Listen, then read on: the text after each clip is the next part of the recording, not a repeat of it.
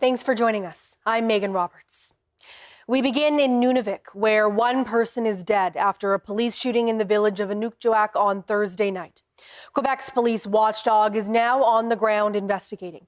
And as Samuel Watt reports, it's adding to a growing list of fatal police shootings in Nunic in recent months. Thursday night's altercation in Inuit marks the third fatal police shooting in Nunavik in 8 months. Quebec's police watchdog, the BEI, has been tasked with the investigation. From its preliminary findings, the BEI says Nunavik police responded to a call about a possible kidnapping. At the scene, a person allegedly approached police with a bladed weapon and police shot them. The BEI says currently there are no indications that tasers or pepper spray were used first. The person was reportedly taken to a health centre and pronounced dead. Inuit Mayor Bobby Ipu says the entire community is in mourning. Before commenting further, he says he is waiting to speak to BEI investigators who are now on the ground. But Ipu says he hopes police can stop resorting to firearms during confrontations. The Kativik Regional Government and Makavik have launched numerous initiatives following other fatal shootings in recent months, including the creation of a public safety committee and an audit of Nunavik police. This is the 17th police-related death in Nunavik since 2017. Samuel Watt, CBC News, Iqaluit. Great Slave Helicopters has identified the pilot who died in a crash near Betchacon NWT on Monday. Joshua Patno was the only person on the helicopter when it went down. He was working on a tree planting operation in the region. The company's Facebook post says Josh was magic. It calls him a devoted son, partner, brother, and colleague. The company says he was kind-hearted, gave back to the community, and touched everyone who knew him. The helicopter crashed a few kilometers off Highway 3 near Betchacon. The Transportation Safety Board is investigating. It's no secret that the city of Yellowknife needs more housing. And to build it, the city says it'll have to sacrifice some green spaces. The CBC's Sarah St. Pierre explains why. It's not an easy task to find housing in Yellowknife. Arun Kumar Navanita Krishnan knows this too well. He moved to town from Toronto in February and is still searching.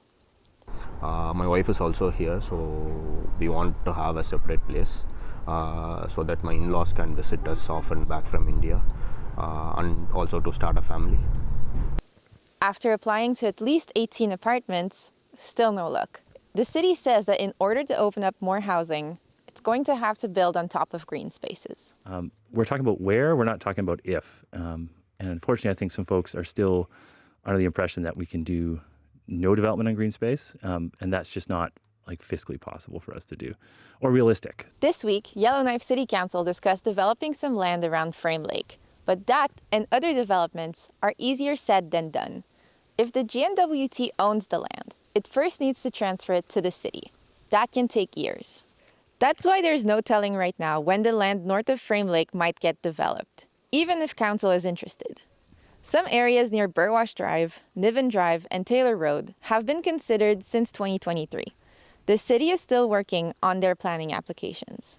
Parts of Willow Flats are in the process of getting potentially rezoned for housing. Some have vocally opposed this because it's a bird sanctuary and wetland. One of the most advanced prospects is on Gitzel Street. City planning hopes these lots will open to market later this year.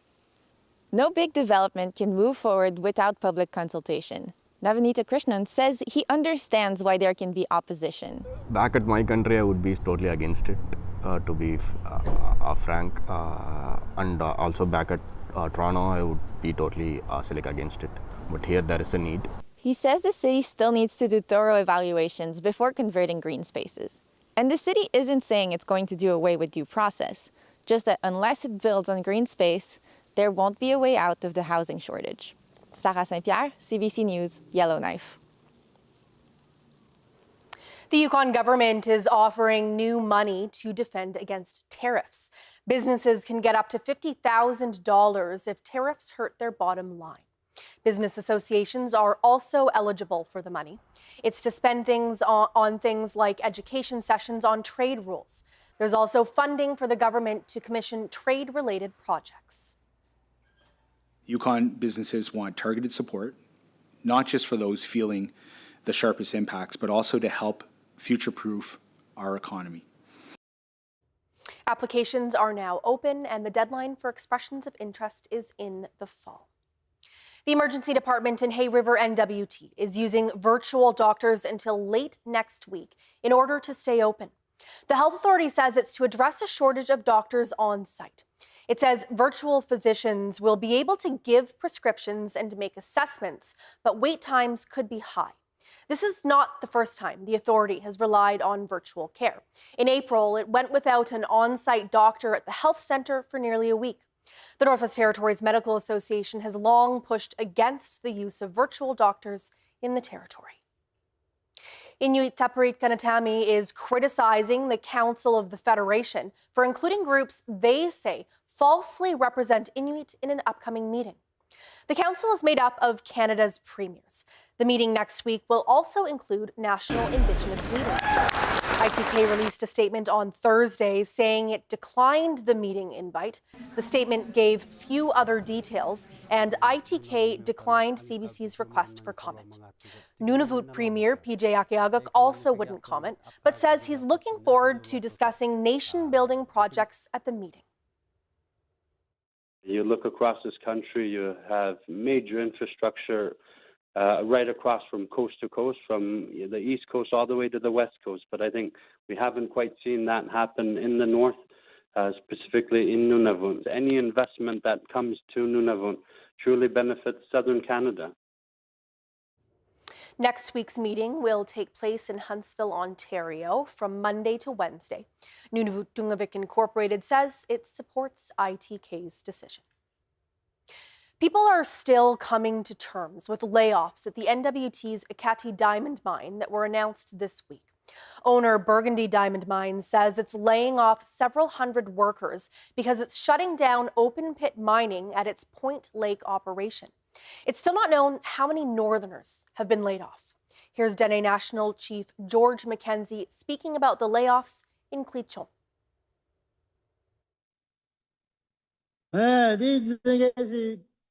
Aati mine don't expect la we can work.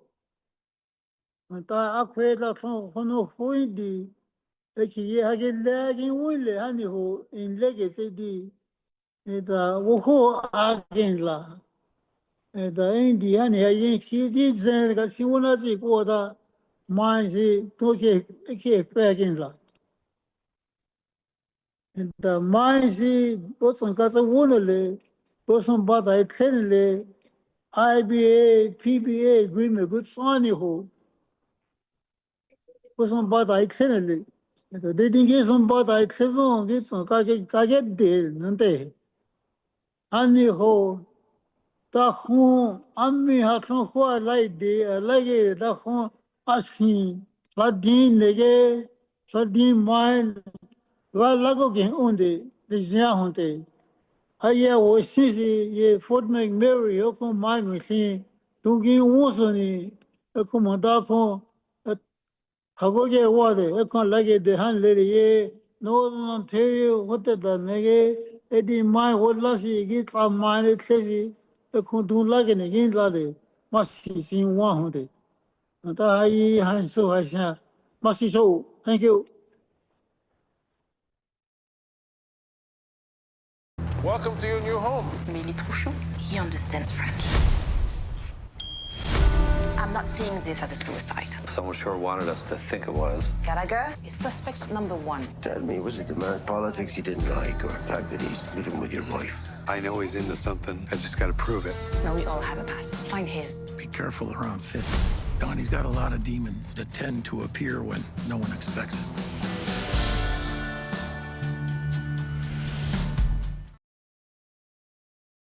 New year, new school, new uniform. High school was a chance at reinvention, a whole new me. Who to join? Jocks? Nerds? This was life or death. Take a risk. Life's short. Don't waste it living someone else's life. Just live your own. Sometimes you find yourself in the right place at the right time. And if you're there with the right people, well, it doesn't get any better than that. I brought a few friends along with me today. 3, 2, 1. Mom, you're embarrassing me in front of the dragons. Take me home, James. Full of surprises here on The Den. Dragon's Den. Watch free on CBC Gem. 12 of Britain's best amateur bakers have made it to the tent. This is an absolute dream. Every inch of their baking skill will be scrutinised. Lovely jubbly. Those that falter will leave the tent. One wrong move and it's over. You want a game? Bring it on. Go, go, go! Oh my God! We need help out there. They will come for you. This is it! Canada's ultimate challenge. Our family is about to do something we've never done before. Leave the store while we go to India. Looks like you're not going back.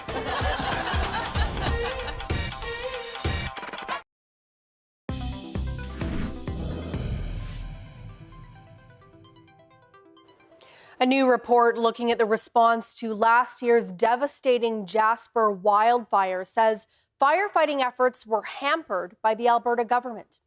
The review says jurisdictional overlap between the town, province, and federal government created, quote, political challenges that distracted incident commanders that complicated the fire response and re-entry efforts.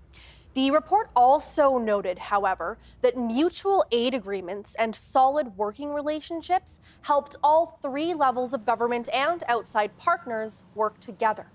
The report comes nearly a year after the wildfire tore through the Jasper town site, scorching about a third of its total buildings. Jasper is an icon of the Rocky Mountains. Officials in BC are asking residents to do everything they can to conserve water. The province faces more hot and dry weather conditions in the coming weeks, and experts warn that this year's drought season will be worse than the last. Georgie Smythe has more on what's being done during this conservation drive. In BC's desertscape interior, a salmon hatchery props up threatened coho and Chinook in a drought. This creek flanks the facility, but in the summer the water gets too shallow, hot and low in oxygen. The warmer it gets, the more stress it has on the fish. The weaker fish are going to die. So the river and ocean-going species are raised in groundwater. So this is our aeration tower, which is re-oxygenated on site and flows into the tanks to keep the fish alive. It's one solution to BC's increasingly hot and dry summers. More than 60% of the province is currently at elevated levels of drought. It's a year-on-year problem also connected to less snowfall in the winter. August into September, when the fish are spawning, there's no snow left on the mountains, so the water is getting hotter than it normally would if you had still had snowmelt running into there. Prolonged drought has become so complex here, the province is now changing how it communicates the stakes to the public. An interactive online map, which once only reported drought severity, will be upgraded to show extra data, including how much water a community has stored for use and how well rivers and creeks are flowing. The message is that we all have a critical role to conserving our water this summer, especially in areas where we're facing water scarcity. The changes also bring BC in line with US and Mexico drought reporting to help monitor broader trends. So it's really looking at that bigger picture of how we're using water and where the priorities of that water use really need to fall. At the end of the day, we want to ensure that there's enough water within our aquatic ecosystems to support those fish habitats and the other wildlife.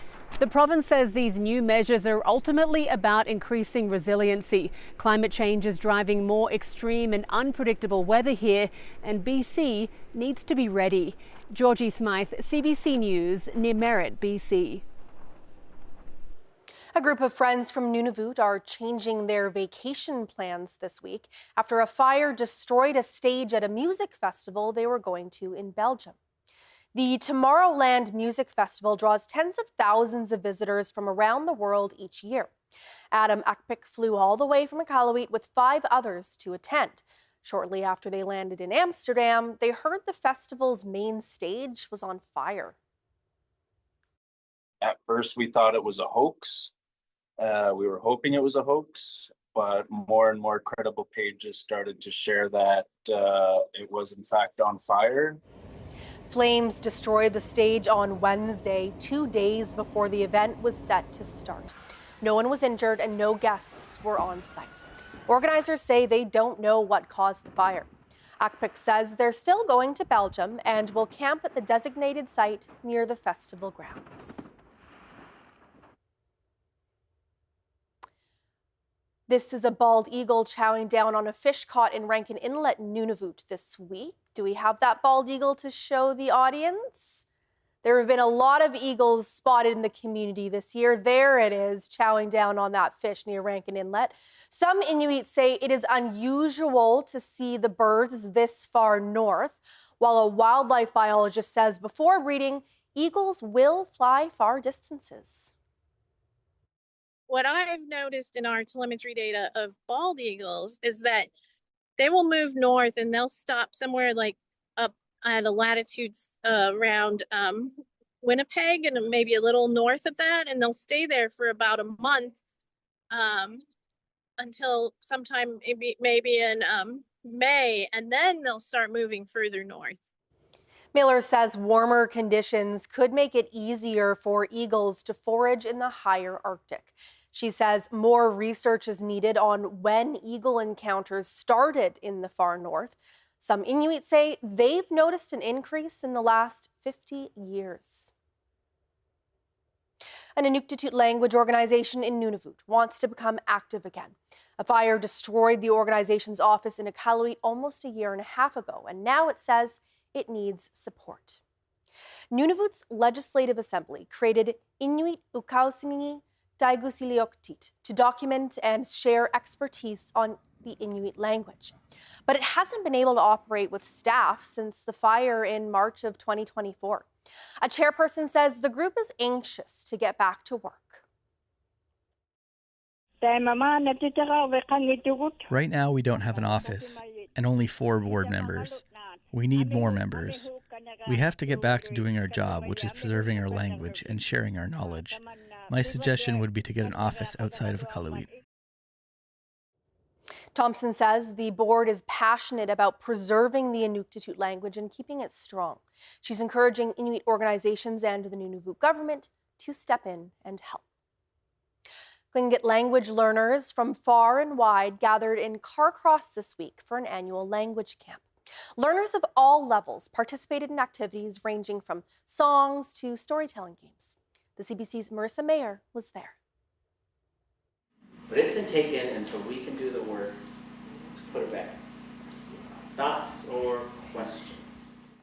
Instructor René Lance Twitchell came from Juneau, Alaska to teach the camp. He says there are fewer than 10 people around the world who can speak Klingit at a high level, and that camps like these teach learners to use the available resources to learn the language so that one day they won't need to rely on those books.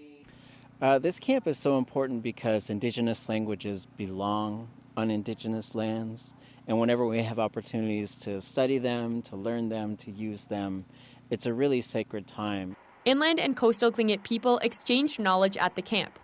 Some were drawn to the camp for the opportunity to hear regional differences in the language. I like listening to the different dialects and how everyone talks in different words or accents sometimes. One participant traveled from as far as Washington State. For many, this was an opportunity to meet online classmates, some of whom they have known for years but had never met in person. Yes, you can speak over Zoom, but there's just something you don't pick up on without that in-person body language, and looking people in the eye without the screen is really great too. René says intergenerational learning is best for teaching Klingit. From youth to elders, learners of all ages worked together. Some say they even keep their ancestors close to them at camp. My double G grandma, she was one of the last fluent speakers in our town, and when I was younger she would always talk to me, and I just thought I'd try to learn it. As important as Klingit-led camps like this are, René says churches and governments need to contribute more to reverse the damage they've done. Those entities were really involved in putting our languages in very endangered situations. And now we're left kind of on our own to figure out what to do. And so what I'm hoping is that there's a bit more of a collective effort on the larger scale to say, let's bring languages back to a healthy place, to a place where they belong, and try and undo generations of attempted genocide. The camp continues until Friday. Learners of all levels are welcome. Marissa Mayer, CBC News, Carcross. The Kwanlundan Cultural Center in Whitehorse is hosting its annual Shicat Artist Residency. Visitors can come see different Indigenous artists from around and outside the territory. This week, the CBC's Isabella Khaleesi spoke with a traditional hand-poke tattoo artist and learned about the cultural medicine that goes into the practice.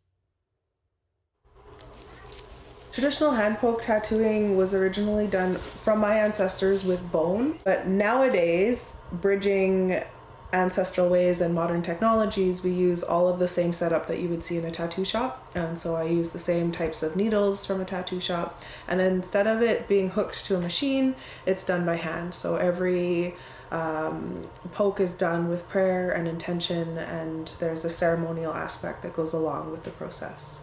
Echo Alek is a traditional hand-poke tattoo artist. She's tattooing designs made by her partner, but typically she connects with her subjects first and they figure out a design together. And through storytelling, conversation, and ancestral channeling, a tattoo would come through an ancestral channeling process, and I would freehand draw it on them on the spot, and we would make small tweaks if needed. Most folks are like, yep, that's it, that's perfect, that's exactly what I need right now. And then we would tattoo that design on them. She says tattooing is a form of cultural medicine for many. I've helped incredible women who are struggling to find their voice, and I'll do a chin marking or a throat, neck marking, chest marking, anything in here that helps them to find their voice, and then I watch them step out and into the world and really embody who they are, and they're no longer afraid of their voice.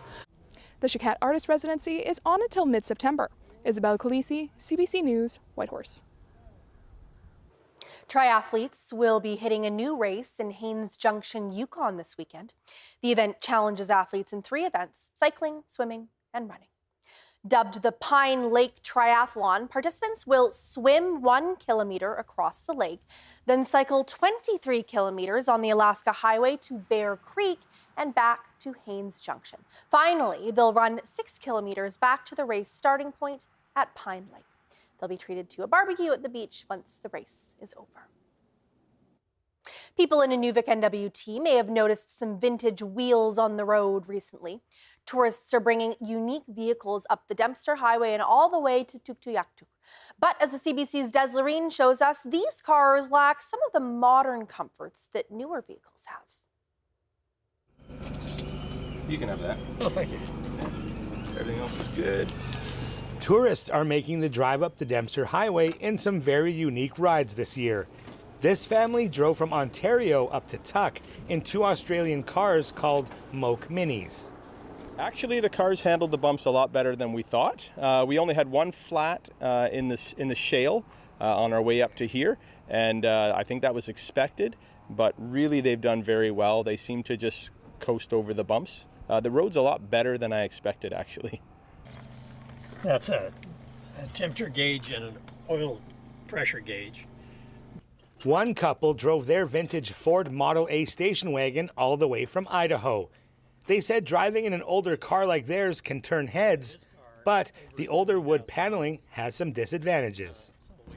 At times on this road, we've had about a ½ inch of dust on the inside of the car, on the dash. And anyway, so everything is dusty. Everything is dusty. My teeth are even dusty, I think, so. These were bucket list trips for both families. They're heading back home with many stories of their trip north. Des Loreen, CBC News, Inuvik.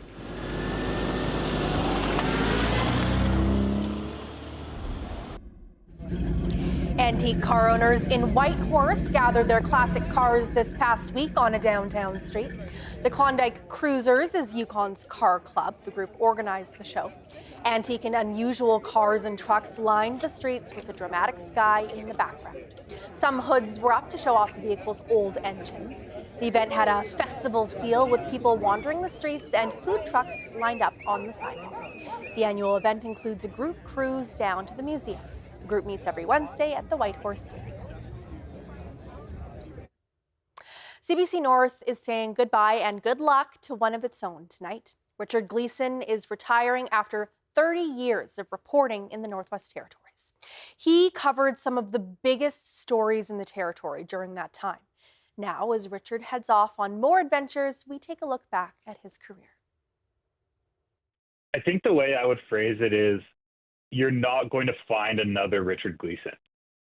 And so there's going to be a Richard Gleason-sized gap.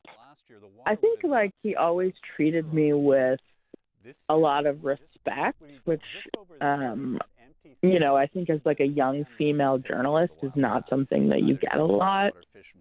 Because of his approach, he wasn't necessarily loved. And I think he paid a price for that in the sense that, people were nervous about him because he did his research and he asked the hard questions, and he basically came at it from a point of view that you're making a salary from the taxpayer and you have to answer my questions. Not always the best way for making friends in the North, where, 1 out of every 3 persons works for some level of government.